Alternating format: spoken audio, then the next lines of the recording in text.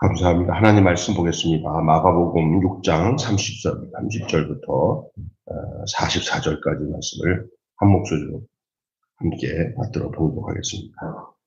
6장 30절부터입니다.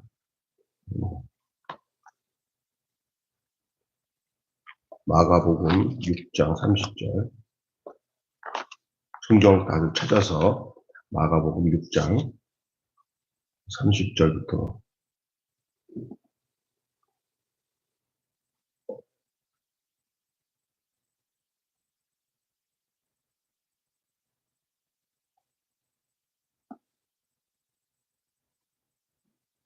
6장 30절. 사도들이 예수께 모여 자기들이 행한 것과 가르친 것을 낱낱이 고하니 이르시되 너희는 따로 한적한 곳에 가서 잠깐 쉬어라 하시니 이는 오고 가는 사람이 많아 음식을 먹을 겨를도 없음이라. 이에 배를 타고 따로 한적한 곳에 갈새 그들이 가는 것을 보고 많은 사람이 그들인 줄 안지라.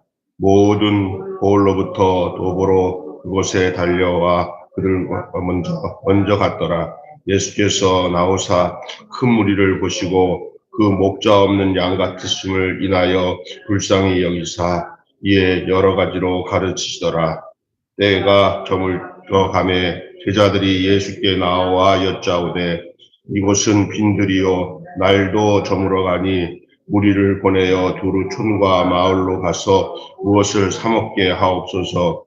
대답하여 이르시되 너희가 가서 먹을 것을 주어라 하시니 여짜오되 우리가 가서 200데나리온의 떡을 사다가 먹으리이까.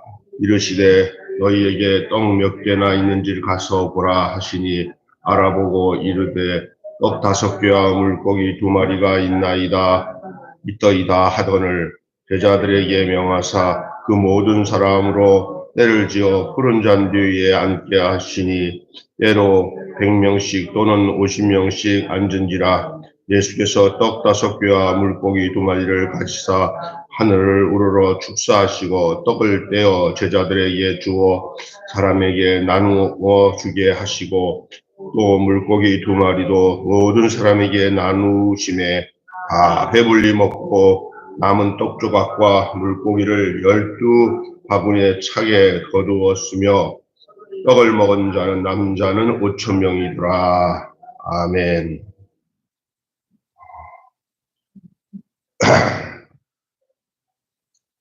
오늘 말씀 마가복음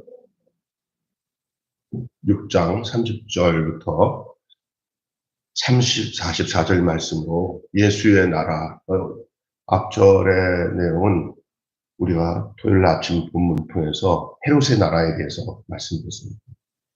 지금 이게 성경을 쭉 읽다 보면 장면이 급격히 변하죠. 그 장면과 앞장면과 서로가 대조해주고 있는 겁니다.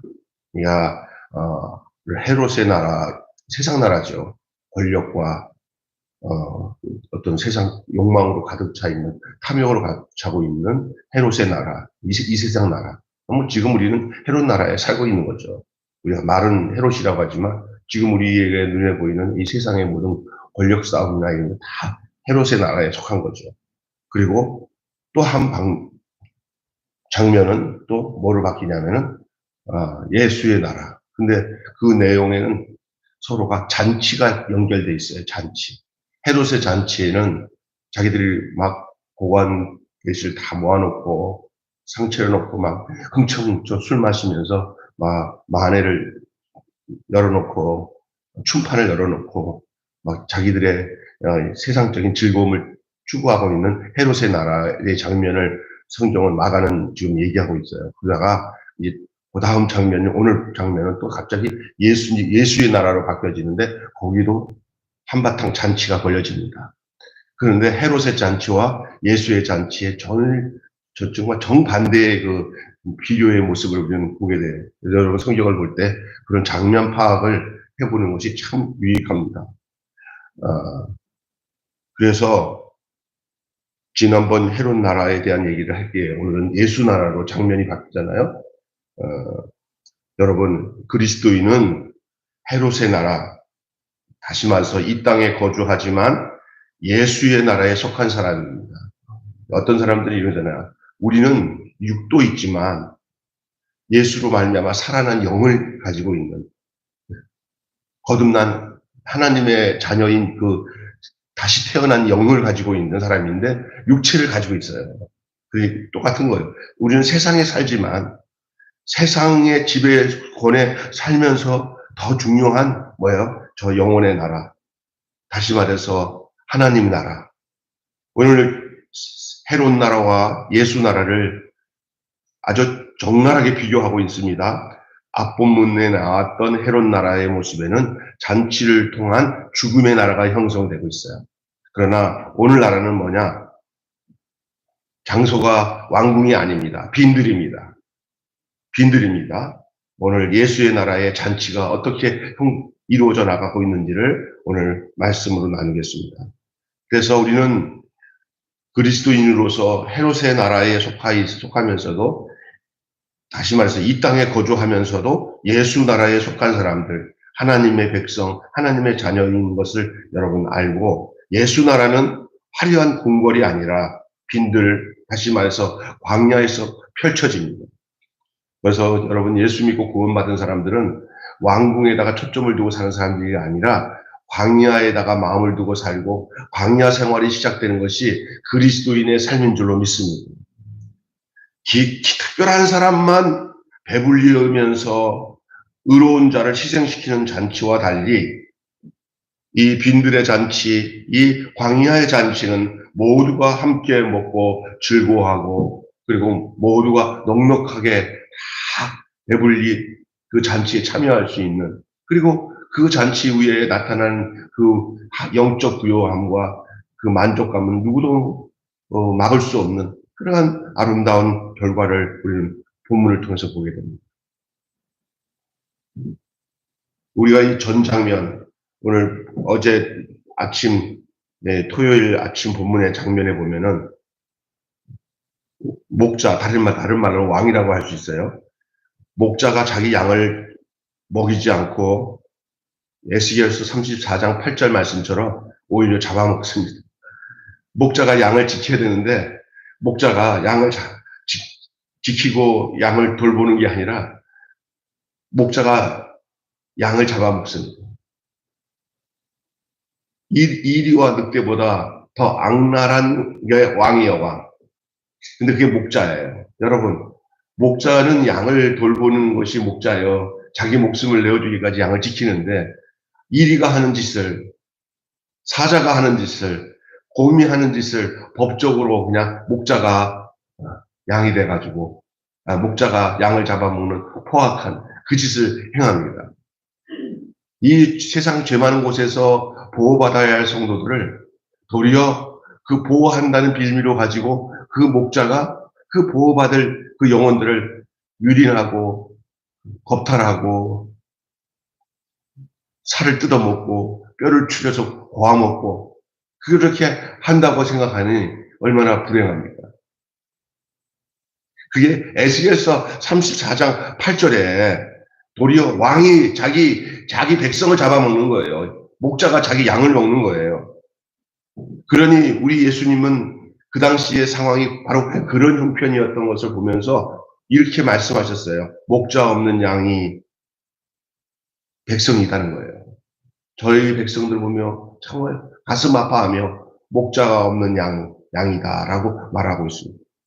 이것을 불쌍히 여기신 예수님은 그들을 위해서 먹을 것을 준비하라고 명령합니다. 그들을 위해서 먹을 것을 준비하라고. 돈을 의지하지 말라는 예수의 명령이 있은 지 얼마 지나지 않았지만 여전히 제자들은 먹을 것을 준비하라니까 벌써 마음이 얼로 가냐면 돈 있어야 될 텐데. 돈이 있어야 될 텐데. 헤롯의 나라의 모든 원인은 물질로서 해결돼야 되는 것 이상의 것을 생각할 수 없는 게 헤롯의 나라예요. 세상 나라예요. 근데 예수님께서 너희가 먹을 것을 줘라니까, 큰일 났네. 무한한 돈도 없는데, 돈을 먼저 의지하고 해결할 방법이 거기밖에 없는 거예요. 그런데 생각지 아니한 생명의 잔치가 벌어지기 시작했습니다. 헤롯 잔치에서 왕의 시병이 세례 요한의 머리를 들고 나왔지만, 예수의 잔치에는 제자들이 세례 요한의 죽은 머리를 들고 나온 게 아니라 제자들의 손에는 오병이어를 들고 나왔습니다.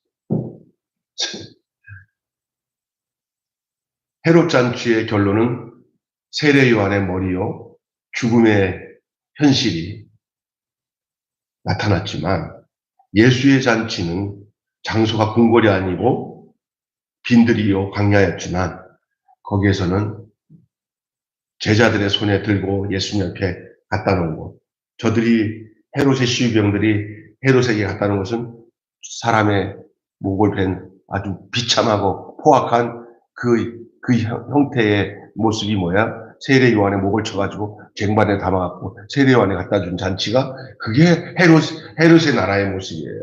그러나 예수의 나라인 이 빈들에서 있었던 일은 뭐냐? 저들에게 그 잔치의 시작은 어디로 시작되냐? 오병이어, 보리떡 5개와 물고기 2마리를 제자의 손에 들어서 예수님께 갖다 바칩니다. 그리고 이 오병이어의 놀라운 축사의 기적, 하나님의 축복의 기적이 뛰어도 계속 불어나는 이 생명의 잔치, 이 잔치에 모든 사람이 배불리 먹고 나누는 거예요. 이 생명의 잔치의 핵심이 뭐냐? 나누는 거야. 나누면 계속 끊임없이 뜯어도 나오는 게 나눔의 축복인 줄 믿습니다. 우리가 이런 나눔의 축복을 어디서 많이 요즘에 느끼냐면, 우리의 삶 속에 사랑으로 나누는 모든 일들은 나누면 다른 사람들의 마음에 감동을 일으켜서 그들의 주머니에서, 그들의 삶에서 나도 나눌게 천국이 시작되는 것이, 나도 나눌게, 너도 나눠, 그래, 잘됐다 하고 서로가 아낌없이 나누는 것이 천국인 줄 믿습니다. 그러나 권력을 쥐기 위해서 헤롯의 나라는 사람을 죽이는데 급급해서 그 당시에 가장 의롭다고 하는 세례 요한을 목을 쳐서 죽이는 이 무시무시한 현실이 바로 헤롯의 나라입니다.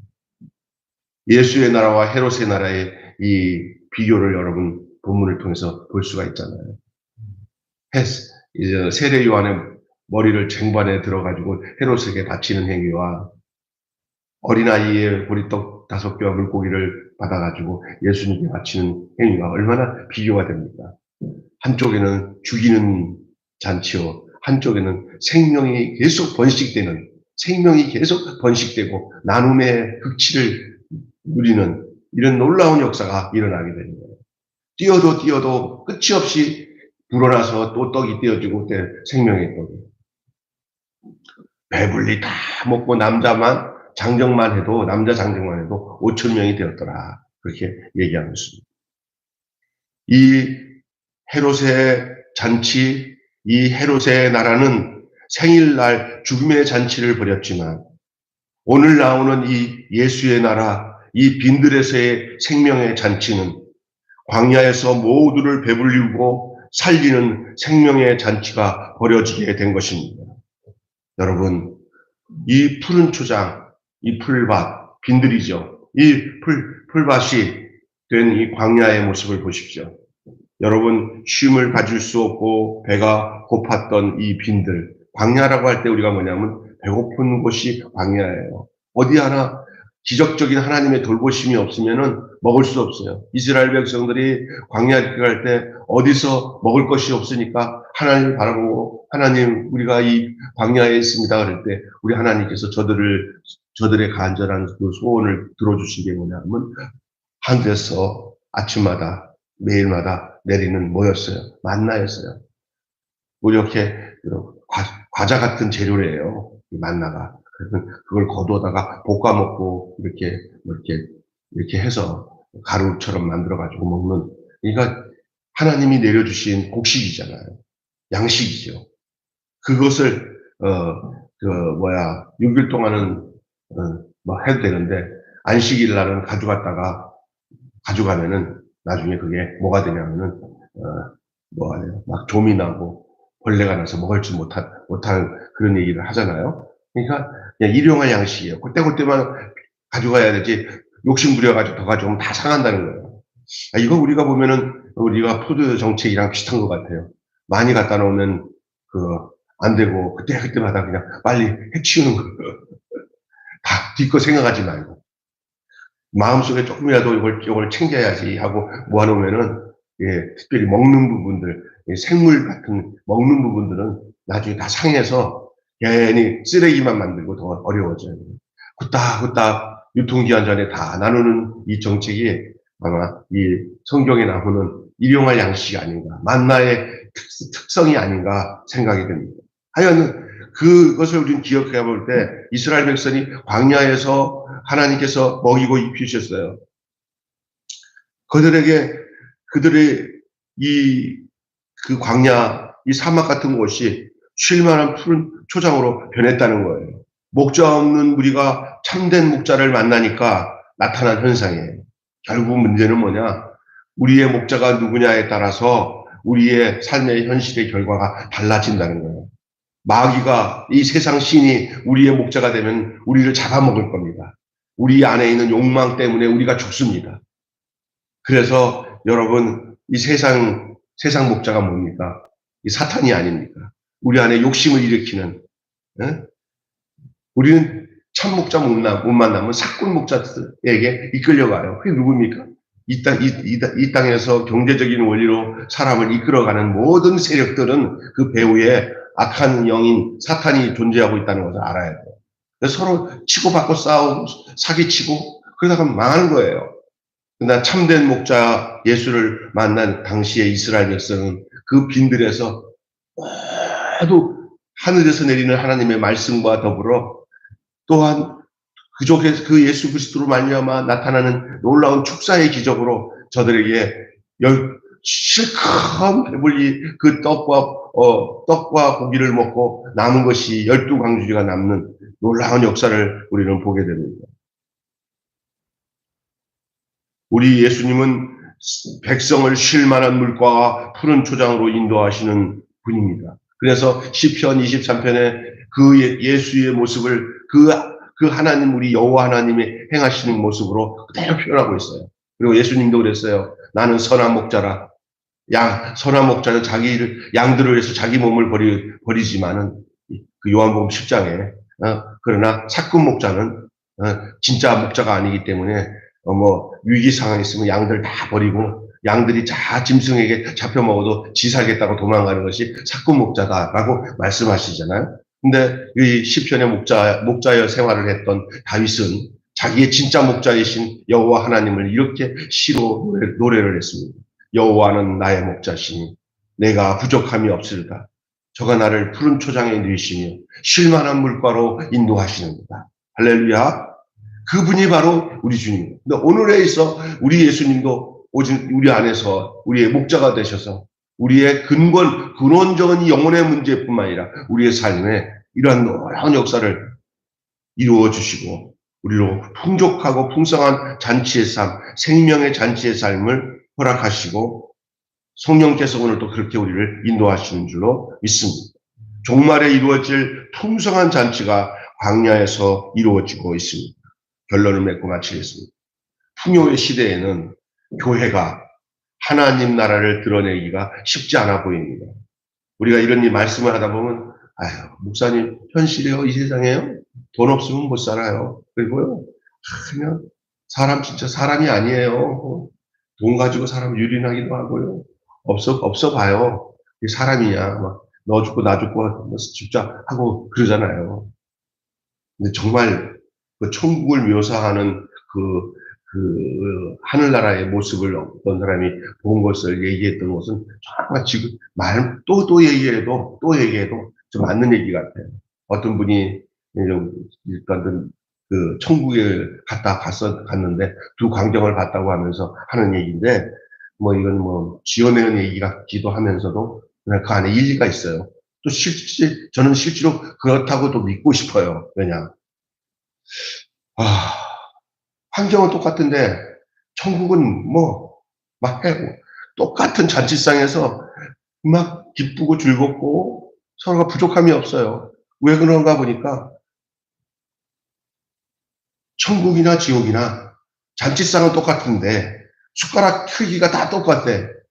네, 마음이라는 거예요. 마음, 자세, 어떤 행동으로 사느냐에 따라 천국이 되고 지옥이 되는 것을 얘기해주고 있는 한 이야기인 것 같아요. 뭐냐?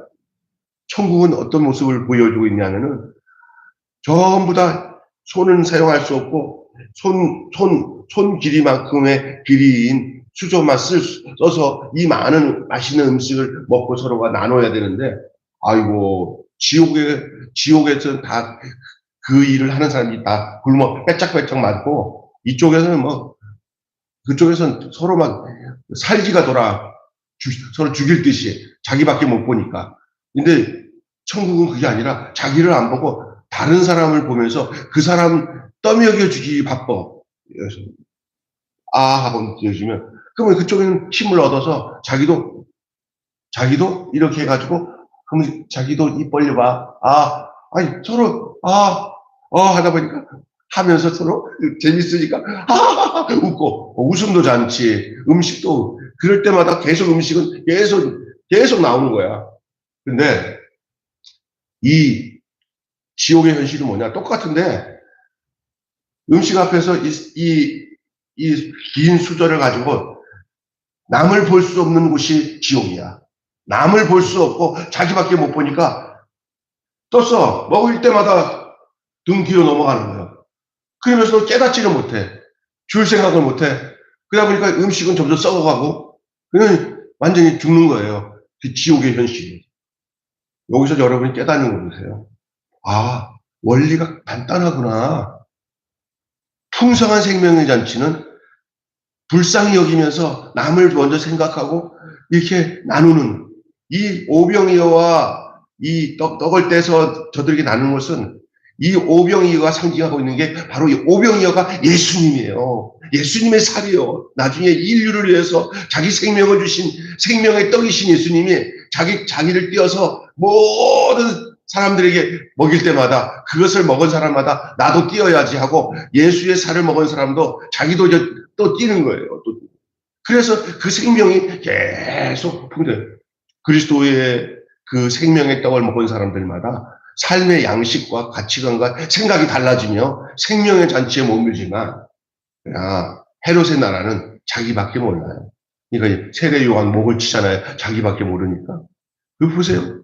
그건 대책이 없습니다. 어제 본문에 보면은 헤로디아 딸, 그 당시 헤롯 왕궁에서 잔치를 벌여놓고 서로 엉쳐가지고 술 파티하면서 행음을 하는 그 귀족들의 모습은 그게 행복한 줄 아십니까? 다 망하는 거지. 오늘날 좀 돈 좀 있고 권력이 있어가지고 뭐 검사가 되고 판사가 됐는데도 술자리 같은 데 이런 데 아방 같은 데 가갖고 서로 막 그냥 뒤엉켜가지고 죄 짓는 그거 망하는 거잖아요.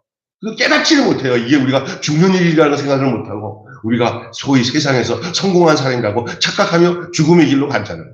그러나 그런 모든 것들에 대한 그 진단이 끝나 예수 안에서 천국은 이거구나. 풍성한 잔치는 이거구나. 바로 자기 자신을 내어주는 거예요.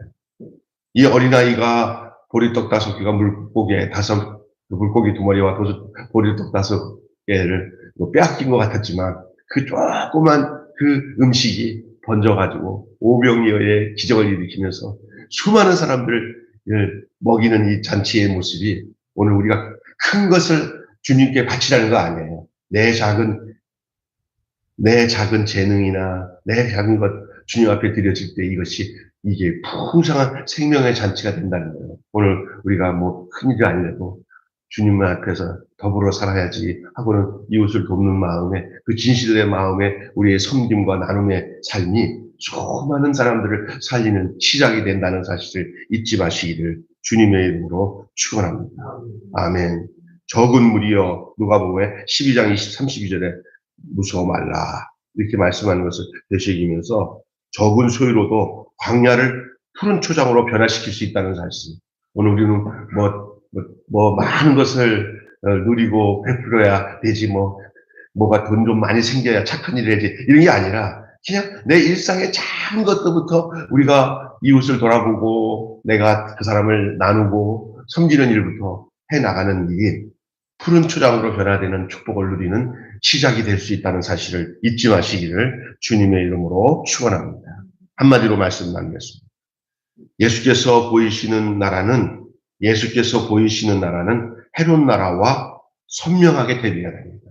오늘 제가 토요일 날 말씀드렸던 이 헤롯 나라, 오늘 예수로 시작되는 빈들에서 나타나는 생명의 식탁, 오병이어를 통해서 수많은 사람을 먹이는 이 나눔의 축복의 잔치, 이 모습을 이 헤롯 궁과 광야의 빈들과 대비하면서 장소도 엄청난 차이가 나요. 한자로 화려하지만 거기는 죽음의 잔치요.